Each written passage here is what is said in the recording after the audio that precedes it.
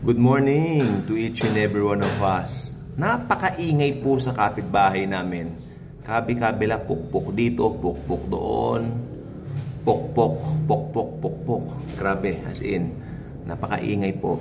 Pero, syempre, itong mensahe naman ng Panginoon ay hindi po maapektuhan ng anumang ingay. By the way, Panginoon po natin, no, is a provider. Ito ang gusto kong sabihin po ngayon sapagkat nitong mga nagdaang panahon po, ang dami po mga delays personally na nangyayari po sa amin. Siyempre may kinalaman po yan sa financial. Then my sister, nakausap ko rin po from America, United States of America. Sinabi niya yung inflation is not that good anyway. Pero itong gusto ko sabihin, the Lord provides everything na kailangan ng kanyang mga anak. Meron pong verse sa Bible sa Psalms. Alam naman natin ng the great psalmist, David. Sinabi niya, kailanman hindi ko pa nakitang na malimos ng tinapay ang mga anak ng Diyos. Okay? So it's a very, very powerful verse for us Christians, believers of Jesus, to claim. Dahil ito pong verse na ito ay talagang effective po sa ating mga mananampalataya. Jesus will never ever forsake us. Lagi po niyang i-provide. Actually, mga hindi pa natin inihiling, binibigay po niya. Nagugulat na lang po tayo. At mapa needs and wants. Teka, ipaliwanag ko muna ang kaibahan ng needs and wants. Pag sinabi po kasi nating needs, ito yung talagang necessity na kailangan po talaga natin sa araw-araw, like food, diba, water, ano pa, money. Yan, necessity po talaga yung mga yan eh. Pero pag sinabi mong wants, ito yung mga gusto mo. Halimbawa, nakakita ka sa Shopee, gusto mong bumili nito, gusto mong bumili ng bagong damit na maganda. Even cellphones, kung kaya mong bumili, bakit naman po hindi? Lalo na kung talagang kailangan mo. Sana mas maganda na talagang bago ka bumili, isipin mo muna. I mean, yung wants na talagang nakakapagpasaya sa'yo, whatever is that, okay lang naman po yun. Okay lang naman po yun. Pero sometimes kasi may mga wants na over wants ang tawag na pag nabili mo na, hindi ka na masaya. I mean, nandun lang po yung hype kapag ka nakita mo, iPhone 17 Pro Max, bago, kulay orange ang disenyo. Pagkatapos, excited ka. Mag-pre-order ka. Ako, I never experienced that pre-order. No, mga ganyan. Nakakabili po ako ng cellphone ko. Yung mga tamang halaga lang. Tamang halaga lang po tayo. No, yun, mag-pre-order ka. Excited ka. Diba? Alam mo kung minsan ang dahilan na lang po kasi niyan ay yung para sikat ka. Lalo mga Gen Z, para ikaw ay in, no? Hindi ka nahuhuli. No? Then pag dumating na, ito makinig po kayong mabuti. Pag dumating na yung order mo nakalagay sa box, binuksan mo iPhone, hawak mo na, ginagamit mo na, wala na yung thrill, wala na yung excitement. Yan po ang sinasabi ko. Mas maganda yung mga wants na bibilin mo, ipag-pray mo muna, Lord, na why may excitement ako pag dumating po ito. At maski nandiyan na ginagamit ko na, excited pa rin ako. Make this thing usable for me. Okay? Ayun, kung mahilig ka naman sa music, kung order ka ng mga vinyl records, no? May kilala po ako, collector po siya ng vinyl records. I think mas maganda mong kolektahin yan kasi it brings a lot of good memories through music. Between movies and music, mas gusto ko ng music kasi ang music, kaya kanyang dalhin sa nakaraan. Tingnan nyo ha, lahat, yung parents namin, both our parents are gone. Nasa Panginoon na po sila.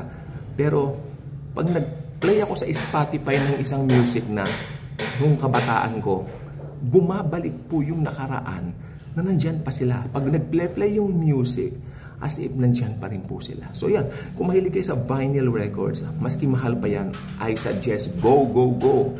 Maganda pong hobby ang vinyl records sapagkat yan po ay musika. At ang musika po ay galing sa Diyos na si Jesus. No? Gusto niya i-enjoy po natin ang mga yan. So ayan. So, may mga mahilig naman sa aso, bibili ng dog, mas maganda po yan. Kasi kasama sa buhay, no? At mahal tayo. Yan. At yes, ayun po. Yun bang gusto ko po sabihin sa inyo. And iba-iba po kasi ang hilig ng mga tao. No? The Lord is good. Jesus is good. Why? Hindi nga lang wants mo ang kanyang pinagkakaloob. Pinagkakaloob din niya even your, hindi lang pala needs mo pinagkakaloob niya, even your wants, ibinibigay ng Lord. The Lord is good. The Lord is gracious. Okay? Sa gitna ng lindol, naglilindulan sa paligid, nakukuha mo pati wants mo because you're a Christian. At ang favor ni Jesus ay nasa mga Christians. Sino ba yung mga Christians? Makinig po mabuti. Ito yung mga tumanggap sa kanyang tinapos na gawa sa cross. Nananiwala na sapat na yung ginawa ni Jesus sa cross para maligtas. Hindi na kailangan ng works. Ang works lumalabas bilang resulta ng ginawa nating pagsampalataya sa ginawa ni Jesus. Works are just results of our faith. The most important thing, tiniwalaan natin yung ginawa ni Jesus sa cross, na yun po ay sapat na magpakailan-kailan naman para tayo'y mahugasan. Actually, hindi lang po niya hinugasan ang kasalanan natin. Ang kasalanan po natin ay kanya pong inalis, ni-remove. Kaya kung tignan tayo ngayon ng Diyos Ama, we are now shining as His Son, Jesus Christ. Ganon tayo kamahal ng Panginoon. We have a loving Father in heaven. And with that, yan ang maging angkla natin sa buhay natin. We should know that we are loved. 1 John chapter 3, verse 1. Sabi niya rito, see how the Father loves us, for He calls us His children. Tinatawag niya tayong children. Tulad na nakalagay sa John chapter 1, verse 12. To those who put His faith in Him, He gave them the right to become children of God. Tayo pala ay mga children of God. What an amazing truth na sometimes or most days ng buhay natin nakakalimutan natin. Huwag natin kalilimutan na tayo po ay mga anak ng Diyos, hindi dahil sa mabubuting gawa natin, kundi dahil sa ginawa ni Jesus sa atin. Perfect finished work on the cross of Jesus. That's the only matter. Okay? It's only that's the only thing na kailangan gawin ng tao, to put his faith in the finished work of Jesus Christ. And with that, buhay na walang hanggan.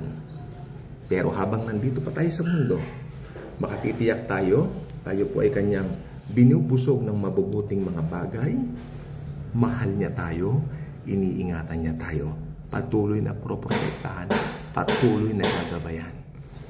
Okay? Kung ikaw ay hindi pa anak ng Diyos, kung hindi ka pa nagtitiwala sa ginawa ni Jesus sa cross, magdasal tayo. Lord Jesus, I know I'm a sinner. Come to my life. I believe that you died para bayaran ang kasalanan ko, past, present, future.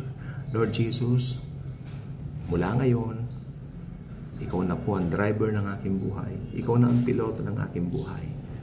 Lord Jesus, you are now my Lord and Savior. Amen. If you pray that simple prayer, I believe you got born again. You got saved. Read the Bible, share the gospel of Jesus, makipag-fellowship sa ibang mananampalataya, not sa institutional church, kundi pure fellowship bilang mga believers.